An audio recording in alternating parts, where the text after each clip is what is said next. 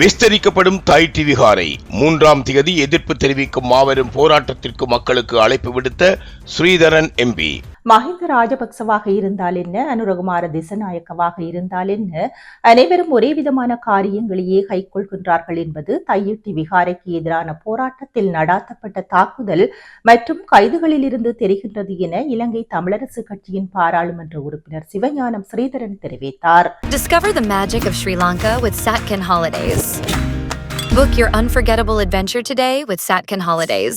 எதிர்வரும் 3ஆம் திகதி தையிட்டி விகாரையில் அதனை விஸ்தரிப்பதற்கும் புத்தர் சிலையை வைப்பதை தடுப்பதற்கும் ஆயிரக்கணக்கில் மக்கள் அணிதிரள வேண்டும் என அழைப்பு விடுத்தார். தையிட்டி விகாராதிபதியின் பதவி உயர்வுக்கு எதிராக நடைபெற்ற போராட்டம் தொடர்பாக கருத்து தெரிவித்த போதே சிவஞானம் ஸ்ரீதரன் இதனை தெரிவித்தார். மேலும் தையிட்டி பகுதியில் போலீசார் நடந்த விதம் மிகவும் கண்டிக்கத்தக்கது.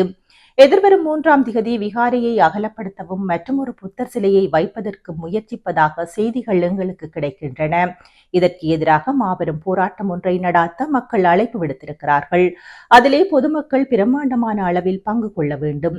தையிட்டி போராட்டத்திற்கு வந்தவர்களை விட ஆயிரக்கணக்கிலே மக்கள் வந்து இதற்கான எதிர்ப்பை தெரிவிக்கும் போதுதான் அரசாங்கத்திற்கான செய்தியை வெளிப்படுத்த முடியும்.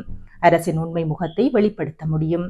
ஜனநாயக அரசு என்று சொல்லி தங்களை இடதுசாரித்துவ கொள்கை என்று சொல்லி முலாம் பூசி தமிழ் மக்களையும் புலம்பெயர் நாடுகளையும் அங்குள்ள மக்களையும் ஏமாற்றிக் கொண்டு செல்கின்ற அரசுக்கு இன்றைய செய்திகள். நிலத்தில் வாழ்ந்து கொண்டிருக்கின்ற மக்களுக்கு அவர்கள் ஏதோ செய்வார்கள், நல்லது நடக்கும் என்று பேசுகின்றவர்களுக்கும் இந்த அராஜகம், பயங்கரவாதமும் போலீசாரின் நடவடிக்கையும் தெளிவாக புரிந்து கொள்ள வைக்கும் என்று நினைக்கின்றேன். மஹிந்த ராஜபக்சவாக இருந்தால் என்ன, அனுரகுமார திசநாயக்கவாக இருந்தால் என்ன, அனைவரும் ஒரே விதமான காரியங்களையே கைக்கொள்கின்றனர் என்பதையே தெரிகின்றது. தொடர்ந்து இந்த போராட்டங்களை மக்களாக இணைந்து முன்னெடுப்போம் என அவர் தெரிவித்தார்.